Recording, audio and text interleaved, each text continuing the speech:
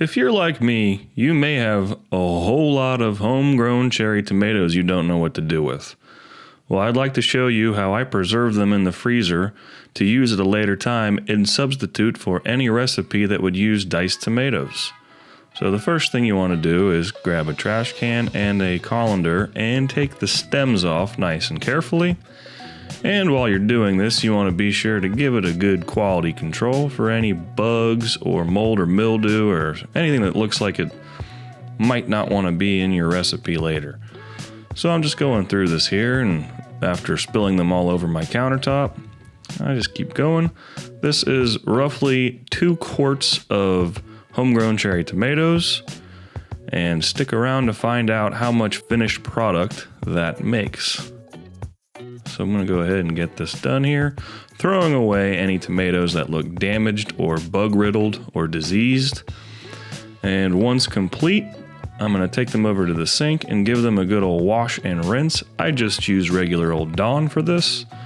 And then in a 12-inch non-stick skillet, I'm going to preheat it to medium-low, and then realize I've run out of olive oil. Good thing there's some more in the pantry.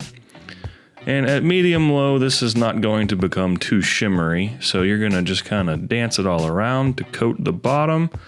And then I'm going to put in my washed and rinsed cherry tomatoes that have been picked through to make sure nothing's wrong. Just pat them down to make sure they're all at the bottom. I'm going to add 3 whole cloves of garlic. I do not grind it or chop it because this is supposed to be an ingredient later. This is not a finished recipe. So after 10 to 15 minutes, they will start to crack and kind of pop, like you can kind of see here on this guy. Let me see if I can grab him. That's how you know it's time to go ahead and start smashing. I use a potato masher, but alternatively, you could use a sturdy spatula or maybe a hefty spoon. And you just kind of go around and make sure they're all smashed. At this point, you're almost done. So remember, this is supposed to be an ingredient. Don't add anything that you don't want to take away later. So I'm adding just a little bit of salt and pepper. And then if you do that, you want to mix it all around.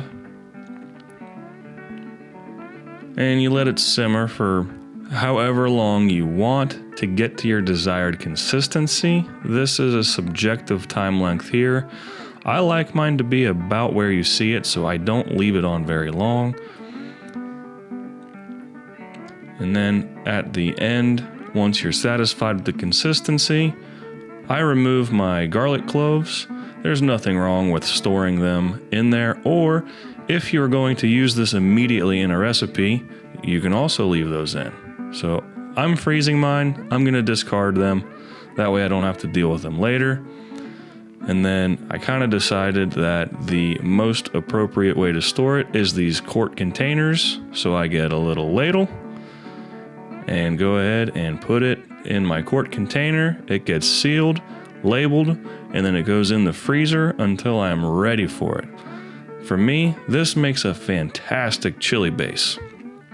Guys, I appreciate you so much for checking out this little tidbit of information today. Please consider liking and subscribing, and until next time, be well.